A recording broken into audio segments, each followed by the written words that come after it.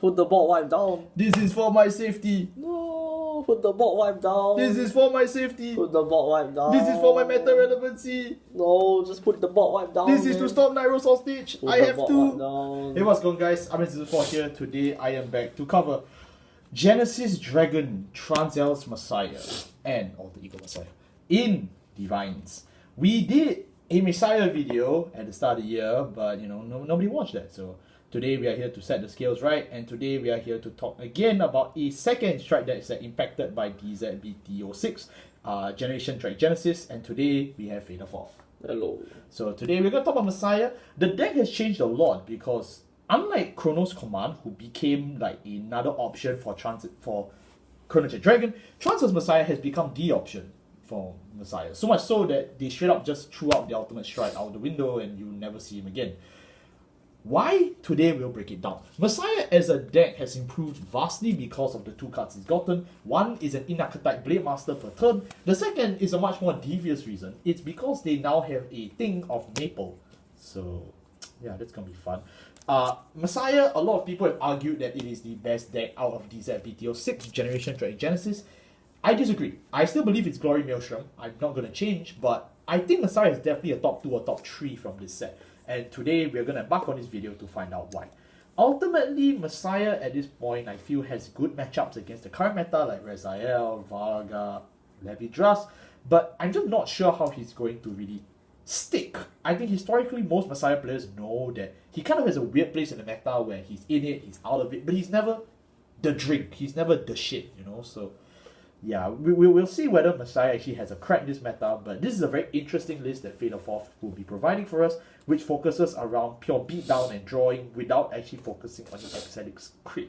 Right? It's a crit, right? No. Yeah, it has a crit. It's a crit. Okay, so let's get started on it right away. First and foremost, the right deck. Okay, so the right deck, of course, I mean, you're locked into it at this point, so you have to play Neon Messiah, so because the beginning of Ibuki's Redemption arc. Space Jesus! A sleep Messiah, so he got up from his EP nap, and he woke up. And when when you write a sleep Messiah on top of Neon Messiah, you get the Alter Ego Messiah Crest. Don't play it premium, it's not worth it. Do you know that it only costs $1 to end a format? Yes. You just need to play for this. Yes. Yeah. And then you got Arousal Messiah in Japanese, or Waking Messiah in English, or I love you Vanguard 0 OTK Messiah. Do you know I own 6 of this in 4 So, for no reason? His skill is that in the soul, when your grade 4 Messiah is placed on your Vanguard circle, you call him out of the soul and then you soul charge 1. So you call him to any Vanguard circle and you soul charge 1. Oh, so it's a 1-for-1. So it self-replaces and it gives you something to lock when you go into your first strike. So you don't run out targets? Yeah, so you have a target on the very first turn. Oh, that's good. And then we have, of course, Mr. Alter Ego Messiah. So this is the original art from GT05. Oh yeah, I bought that one. GT05? Yeah. GT05. 05. So his skill is GB2 when your card is when any player's card is unlocked, you soul blast 1 and you draw 1. And yeah, that skill will be important. This is not once per turn, so you can just spam draw like I don't know how many times you want to, and that's why. Honestly, if we're comparing apples to apples, I think Messiah is much more reliant on soul than Chronojet, which is very funny because Chronojet is in dark states and Messiah is in round gate. So don't worry, we solved the soul problem this set. And then his very important skill is Vanguard Circle. When your G unit strikes on top of him, cost is Counterblast 1 and choose one of your rear guards and lock them. So yes, you must have a rear guard to lock to use the strike skill. Yeah. Don't make the same mistake as me. Oops. You choose one of your opponent's rear guards. You choose up to one of your opponent's rear guards and lock it, and then you give the G unit 5,000 power. So basically, you punish your allies and you punish your opponent at the same time. So that means that you yourself lock 1 and they also lock 1. Jesus. Yeah. So Messiah is honestly just a very classic, G era as card design. You do something funny with the mechanic. All your G unit, all your main decks. Your main deck support is there to support the play style, and then all your G units is the actual finish. Options. Yeah, it's all your options, then all how you facilitate the play style. Alright. Yeah. But that's basically all we have to say for him, right? For Alter Ego, yes. Alright. Moving on to our grade 3s. Our grade 3s, obviously, we see the return of Alter Ego Messiah at a 1-off because we are actually not playing any of the ultimate strikes. We're giving that up this set. We have 4 Mastoge, who recently got reprinted, 3 copies of Advent of Genesis / White Lightning. This card is also going to be printed next month for my fellow Japanese players, but if not, so during the better pay up. The so during the very first promo wave for DZBTO7, the DZBTO7 era, it will be a reprint of both Vanguard Genesis, Footsteps Through Time, as well as Dragsaber Ezra's. Why does that matter? I don't know, if you're undercover player. Oh my god. I love undercover.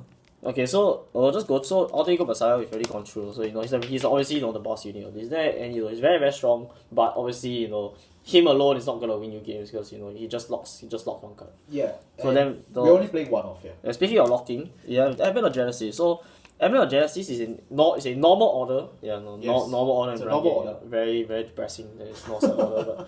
But basically it says you may ditch auto abilities that when this card is discarded for the cost of strike. You may choose either your G unit or your hard card and reduce the cost of their counter. You can reduce the cost of their auto ability by 1 counter blast. So either your Alter Ego Messiah's counter blast is reduced by 1. So basically, just his strike's cost is just to lock one of your own rear guards, lock one of your opponents, or all of your G units. Because all of your G units use CB, then their counter blast cost is also minus as well. Oh, that's wonderful. So basically, they become free because they're so for Amnesty, you just flip 1 card for your G's office, which it's not a problem. It's not cost. It's not a problem. It's not cost. And then for Transcells, it's just free cost. Yeah. So Advent of Genesis is already really good for that alone, because there are some scenarios where you don't have a lot of counter blasts, because the counter charger for this deck is very strong, but it's very one note. It's very limited in the sense. Did you know that Jesus died for our sins? How you can and see. He sacrificed himself. How you can see. But the main reason why we're playing Advent of Genesis is because the first ability, which is that its skill is that when you can play it as an order card, if you have a Messiah, yeah. If you have a great, You just need your Vanguard to be Alter Ego Messiah. Then, which you always will. Yes. Then his skill is that you pay counter plus 1, and then you choose one of your opponent's rear guards and lock it, and then you choose a Messiah name from your drop zone, and then call it. Yeah, so any of your Messiah rear guards, or even a copy of Alter Ego if you want to. So do note that in the main deck, the only people that really fulfill this condition is both Arrester Messiah as well as our good friend Sacrifice which is the 2 best cards in the world. Which is the card carries of his deck. So it's basically Monster Reborn for any of your good attackers. Wonderful! And then you also get to snipe one of your opponent's rears. Because the crest, if you remember from eons ago, when we actually did Alter Ego Messiah, is that cards that are locked and during your end phase, they will unlock immediately and then get bound. So basically, it's the Vanguard Zero soft lock. No, it's not really Vanguard Zero soft lock, but it's more so it's just that it's just bound.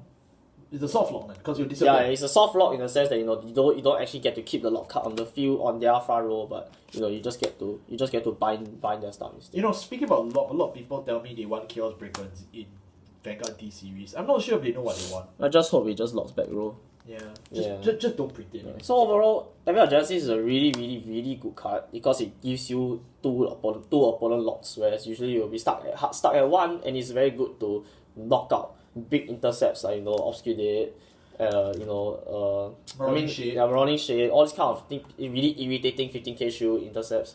Just shut them up. You can just shut them down because you can multi-go Messiah lock one and then Advent of Genesis lock the other. It's just like Vanguard Zero.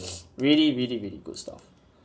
And of course, like every single strike deck set, we have Master Gay, which is the strike cycler that was reprinted in DZBTO6, Interdimensional Dragenesis. So Master Gay has the same skill as all of the other strike cycler, is that when it's discarded for the cost of riding into your grade 3 from your grade 2, riding into a grade 3 from your right deck, you draw 1, and it also, when you discard it for the cost of strike, you also get to draw 1. Yeah. Yeah, but his first ability is that honestly his first ability you never really use it anymore because you don't go into Exelix. But he's still useful because he does give you soul. So is when he's placed on Vanguard Circle, you reveal either a grade 4 on your Vanguard Circle or in your hand, and you may use one of the following abilities. So when he's placed on Vanguard Circle, you give him 10,000 power and he will soul charge 1. And if you reveal him on the Guardian, if you con to the Guardian Circle and you reveal the grade 4 on your hand, because your strikes go back to the G zone on your opponent's turn, there's a 15k shield. So as you can see, we're not playing Seraph Pure Light, so you can't use the Vindication. But you can if you want to. I won't judge. You can if you want to. You should. Yes. Moving on to our grade 2s. Our grade 2s, we play, well, obviously we play Arousal Messiah. He's still in the right deck, so nothing will really change for that. But we still play a whole bunch of other cards. Like we also play, this is Sacrifice Messiah. Oh, this is Arrestor. Sorry, Arrestor Messiah. Messiah, Then yeah. we played Lady Battler of the White Dwarf. Black Dwarf. Black Dwarf. It's Black Dwarf. And then after we play 2 copies of the Gun Cycler, because Yes. God forbid we stop playing generics, and 4 copies of Veltrosa and VIL.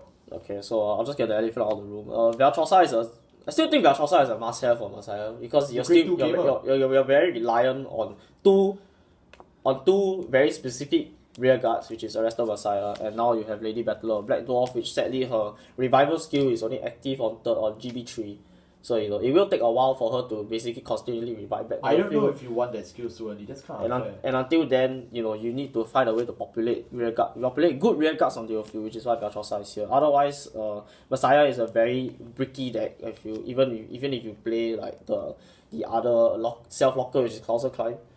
So it's very, very difficult to justify Clouser Klein as a budget option when there exists such a all-in-one staple for Messiah that can just make the deck infinitely better. Do not let this rich man fool you. Clouser Klein's reprinted as a 20 yen common. Yeah. I mean, the option is there, but then at that point, you can just try and pivot to like other strategies if you want to play the Hostage of Messiah or something like that. Hostage Messiah?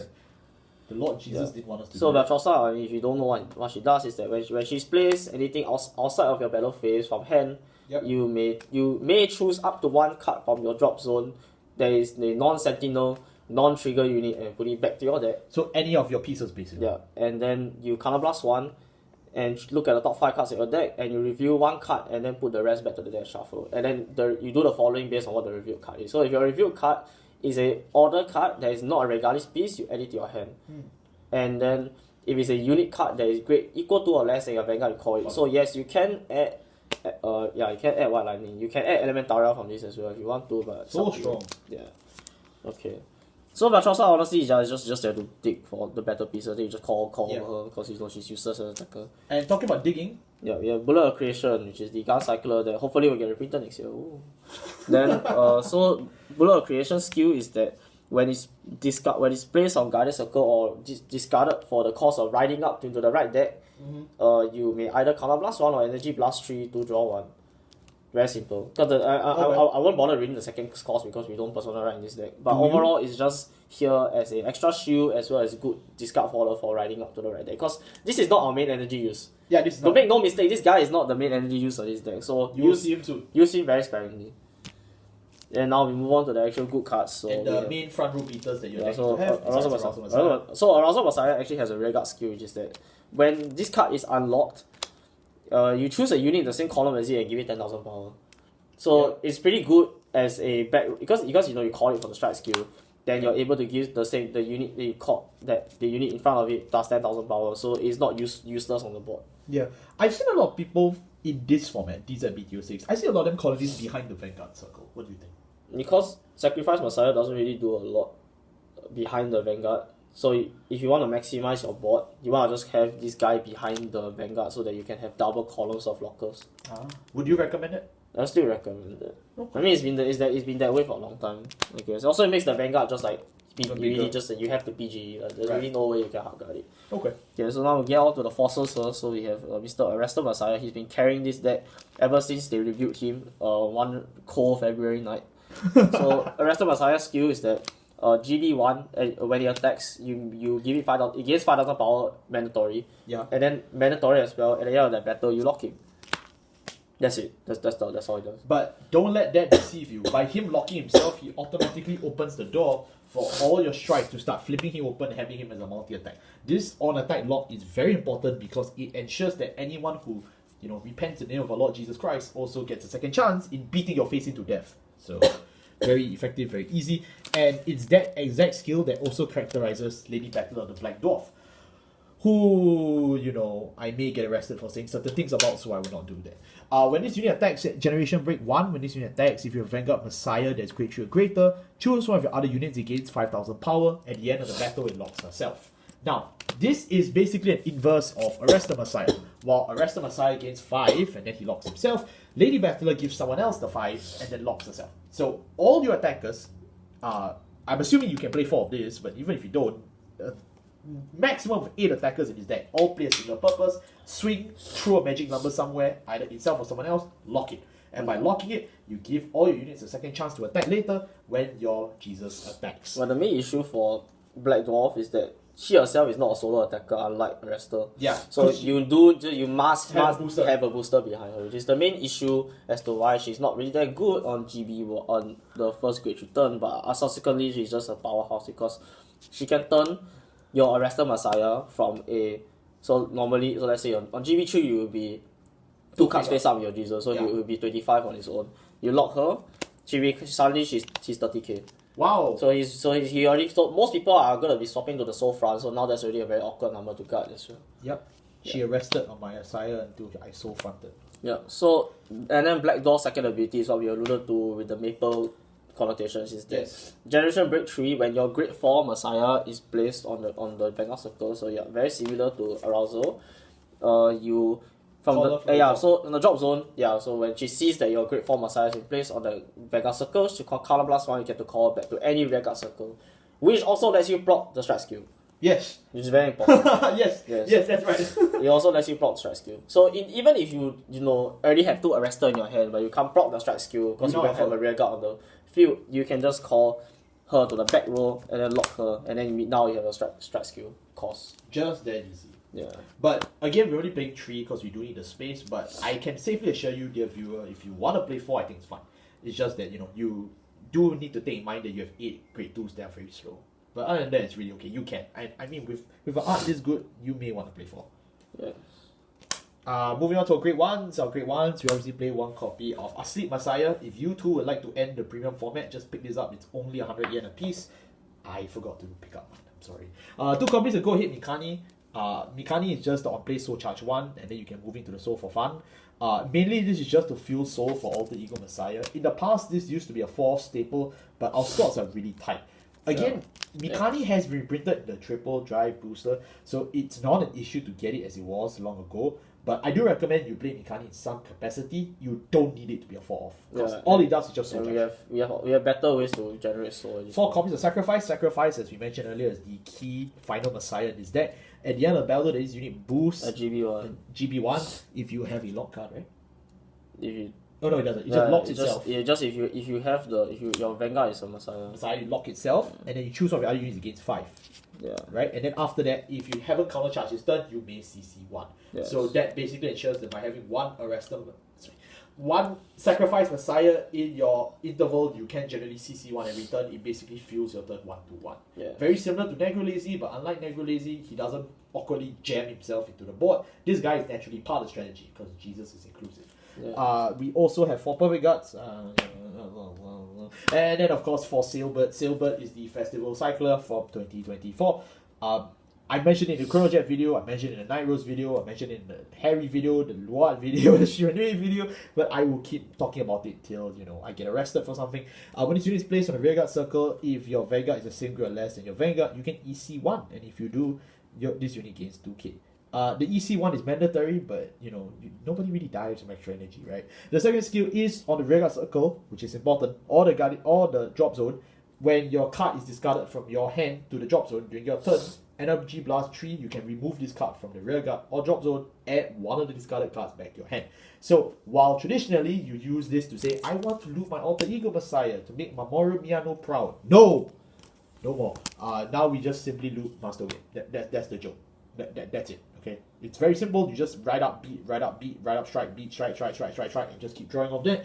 And Sailbird is not only a very good early attacker because he's at 8 or 10k by an interval, he also trades himself off for 1-1, which is good because the rest of our board is very sensitive. The rest of our board is always the key pieces like Arrestor Messiah, as well as the 2 honorary attackers, Mr. Arrestor Messiah and Miss Black Dwarf.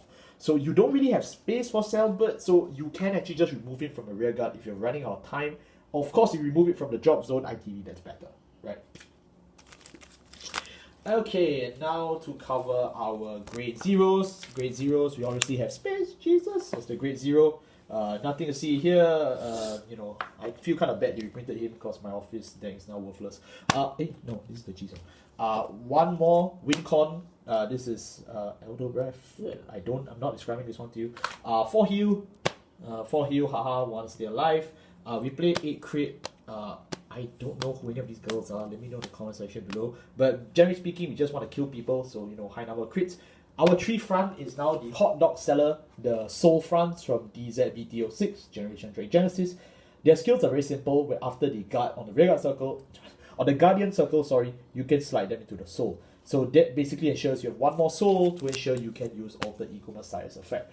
It is absolutely worth it because if you think about it, the 5k shield is going to be equivalent to 1 draw at minimum. So you can actually use this to just fill more of your draws and trade it off. I know there's a huge debate online that says, oh no, I need to play the soul fronts. You don't need to. I just think it's a great option because digging through your deck, looking for pieces is very important in the Messiah deck. But if you don't want to, feel free. It lets you cut a lot of slots. Just think about it. It's the same way that that draw PGs gave you 4 extra slots in every deck, in every premium deck because of their existence. Because now you don't have to clog your main deck with just cards that only do one thing. And it's the same scenario here where you just play your triggers to be the soul generation, and then you can have less soul generation in your main deck. And that's why we played 2 Go Ahead Mikani, unlike 4. This is the main reason I was alluding to, which is the soul front. Yeah, because if you only play certain cards to generate soul, you can just play the soul front instead, so that you can generate the soul as well without having to clog up your main deck. Which Messiah desperately needs. Yes. Alright, let's move on to the Generation Zone. We have 4 copies of Excelix Messiah, whom we are not playing anymore. 4 copies of Transels, for Amnesty and the Crest. Yes. So, I think if you've seen our other Messiah video, you should know. I know most people haven't, but it's very, very self-explanatory.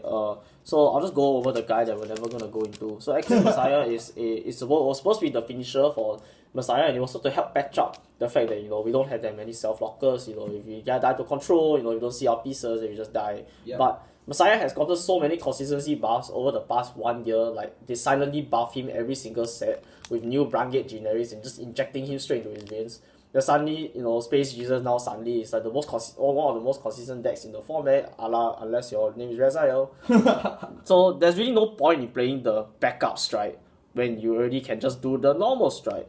But for benefit in the event that you still do want to play Excelix Messiah. So Excelix Messiah can only be streeted into by discarding a Messiah name from your hand. So it has to be Alter Ego. Yeah, so in D format, there is only Alter Ego, so you just discard Alter Ego, which requires you to play Alter Ego in the main deck. Shocker. Yeah, and then his skill is that when he attacks, you counterblast 1, and then you choose any number of lock cards and unlock them at GB2. Then you choose any number of lock cards and unlock them, and for the you choose your rear guards equal to the number of cards that you unlock for this ability, and you stand them. Yes, so either you unlock the units that lock themselves, and that gives you the additional attack, or through unlocking, you stand someone who did not have the capacity to lock himself. For example, Mastoge. So that is the way you get 5 attacks. Yeah, and he himself gains a crit, and your front row gains thank you. So he's still the only Messiah strike that gains a crit, but to be honest, the crit doesn't really do anything because just your opponent just got a PG, a la Nightrose. But if you are scared of Nightrose, ladies and gentlemen, I have great news for you. Nightrose is dead. Yeah. I can't believe I just said that. Not yet. So first you gotta go through Amnesty Messiah. So Amnesty Messiah is your best strike. It's the only strike you'll probably ever go into unless the situation calls for it, because it's just so incredibly not balanced. So Amnesty Messiah, in the original, he's the first strike from Messiah, and you choose cards equal from your hand equal to grade 3. The sum of the grades must be 3 to strike into it. So you can use Mastoge. Yeah, so you use Mastoge, then you can draw 1. So Excelix Messiah skill is that. Is this Exodus? No, okay. Amnesty Messiah skill is that when he attacks, color blast 1 and choose 1 card from your G zone and turn it face up. Then you choose any number of cards and unlock them. And for every card unlocked through this ability, you choose one of your rear guards and give it you choose one of your rear guards and you give it 5,000 power for each card unlocked through this ability. So it's supposed to mirror Fate Rider in a sense because Fate Rider was about the number of cards face out in the G zone, and now Amnesty is the number of cards that you unlock for the ability. But the main difference is that Fate Rider is hard locked to how many times that you can go into Fate Rider. Yeah. Amnesty Messiah is just how many times you can turn the card from upside down to right up. Which is very easy. Yeah, which is very easy because the whole deck is designed. The whole deck does that. So on turn, your first strike turn, let's say like you went second, ideally you go second. The first strike turn, you can give something a Plus casual 25k if you have unlocked 5 cards. Yeah, and that's horrifying for 13k opponent. Yeah, so any opponent is probably gonna be like, oh my god, I can't gut like 53k on my first grade 3 turns. By Majesty Lord Blaster. Yeah, so Amnesty is really, really, really good for that. And he's the main strike for a reason because that power buff to this day in D is still honestly not very matched. Yeah, I mean, where else do you get a free 25k for doing nothing? And you also get a crest power. Oh my god. Yeah, so it just stacks and stacks and stacks. Just that good, huh? Yeah. I'll be surprised. Even Mabu Tembu's not this good. Even Mabu Tembu's not this good. Well, maybe Furai as well. Oh no, Furai is missing action. Alright. Yeah. And now we have Trans El's Messiah. And now we have the new strike from this set. So that is Trans El's Messiah. So Trans El's Messiah is now the new Pseudo's backup strike. But he's the backup strike in the sense, not in the sense that he's a consistency boost. He's the backup strike in the, oh no, my opponent has 5 cards on the board, and he's gonna kill me next turn. He has Get Williams there. He has new beauties. Says, oh no, he's gonna nuke me from the sky. I have to do something. So this is the panic button. So Trans Elf Messiah, his strike cost is the same as Amnesty, so it means you just need to discard sum of cards in your hand equal to grade 3 or greater, and you can strike into him. So this also helps that in deck building that you don't have to play Alter Ego at all. You can just play all the cards that either generate advantage either from Monster Reborn or you can draw a card. Yeah. So then Trans Elf skill is that when he attacks, GB3. Yeah, so it's just same as Cross Command, GB3. When he attacks, column last 1, and you choose so you unlock all of your regards. Yeah. You unlock all of your lock cards, so that means that you can't, unlike Amnesty where you can specifically choose whether you want to unlock, so you can use Alter Ego Messiah GB2. No, you must unlock all of your regards. Yeah. And you cannot interact with your opponent's lock cards for this specific strike because we're just gonna lock more cards. Yes. So Trans El's Messiah's skill is after you unlock all of your regards, is that you choose for the number of face out cards in your G zone. So if you stroke this as your second strike, you will have 2 face out cards in your G zone. Though equal, so then you choose cards. You choose your opponent's rear guards equal to the number of face up cards in your G zone and then lock them. So this gives you another 2 opponent locks. So if you've been counting, Alter Ego Messiah is 1 opponent lock, Dragenesis is 2 opponent lock, and Trans Elf Messiah now adds it up to 4 opponent lock in a single turn. So if you really need to slow down the game and just try to nuke your opponent's advantage on they're very reliant on their rear guards on the board, you can just bind them. Just get rid of them. They won't go to drop zone. They will never see them again unless their name is Shoujo Doji. Yep.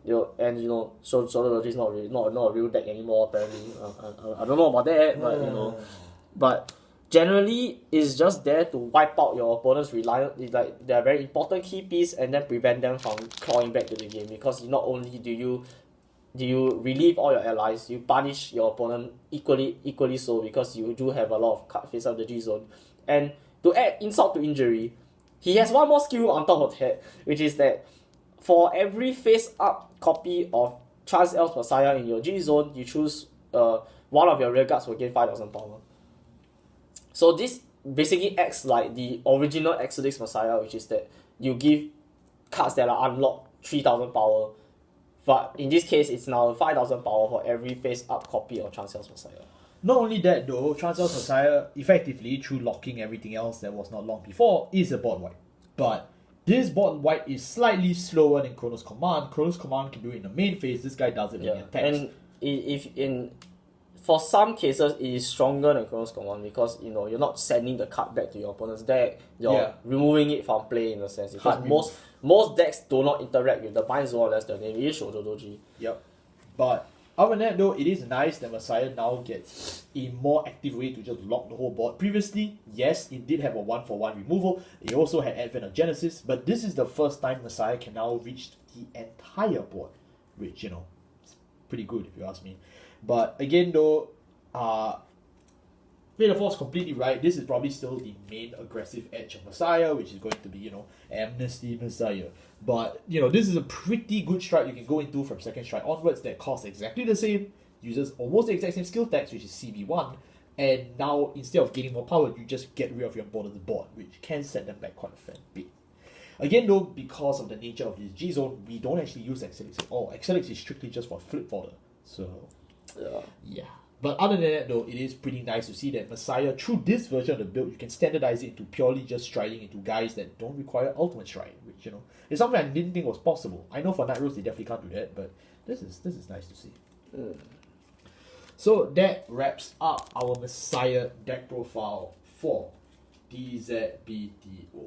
Interdimensional Dragenesis. So, I won't lie, I think Messiah is by and large the best upgrade that any deck in this set got. It's even, honestly, it is the level of jump that this deck went from complete irrelevancy to like, oh my god, it's like, even though you had all the festival support, you made the deck very consistent, and you didn't have a second locker. So it was really just, you need to see your double arrestor or you lose the game, and your X6 Messiah was basically doing absolutely nothing, because most games, your opponents are PG, then the other two rear guards are just gonna take. So the crux of Messiah has always just been go into Amnesty or lose the game, and whatever backup plan that you were planning on doing really didn't do anything. But now, unlike Glory Maelstrom, which is is stuck playing bad cards and is just profiting off making the bad cards less bad, Messiah now can just throw away the bad cards and then just play good cards now. Yay! Yeah, so Black Dwarf really is the quintessential way that I think this set should have gone about support, is to actually give decks what they needed to really like push them, as well as be faithful to the original canon of Vanguard, because that's what this set was designed to do. And I feel most of the decks in this set didn't accomplish that. They tried to, they brought back Glimmer Breath, my favorite, but Glimmer Breath does a completely different thing than what he did in the original, so I don't even know. So it took me a really long time to justify whether I want to play him or not, because it doesn't do the same thing. And he is Vibatsuka. Do not doubt Vibatsuka. Whereas Black Dwarf is a one-to-one from the original. So it was really just, and who knew that if you just copy the card that was good in 2017, it's good now? 2024. No, oh my god, I didn't read. What? It's so good. Yeah, so it's crazy that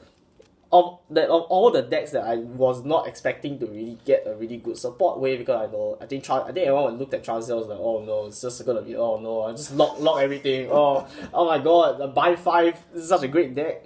Yeah. But now it's actually like one of the best decks. Yeah, definitely. It's honestly a very strong competitor, and finally can break the tri-lock, the three-way deadlock that we've been with Reziel, Levi-Dras, Odium, that we've been since October. So I think that's really, really, really good that Messiah can finally come into his own after being, really into a really, just being a bad Strider set. So that's about it. Really, really happy to see Messiah doing well now. And at least, for the longest time people said Messiah's the worst Strider set, but now we can clearly prove it's not. So thank you all so much for watching. Again, I will put links in the description for the Chronojet Chronos Command video, the Nightrose videos, the Encyclopedia for Nightrose if you guys care about that, and the Shiranui video, the most recent one I did post ban list. This video is coming out on the 23rd of December, even though this is clearly the Jesus theme video. The Christmas video is someone you already know, so keep in mind for that. We will follow a tradition on this channel that hopefully will not be broken. Thank you all so much for watching. I'll see you next time. Goodbye. Bye bye. You wanna sing any Christmas carols? No. Okay. Lock.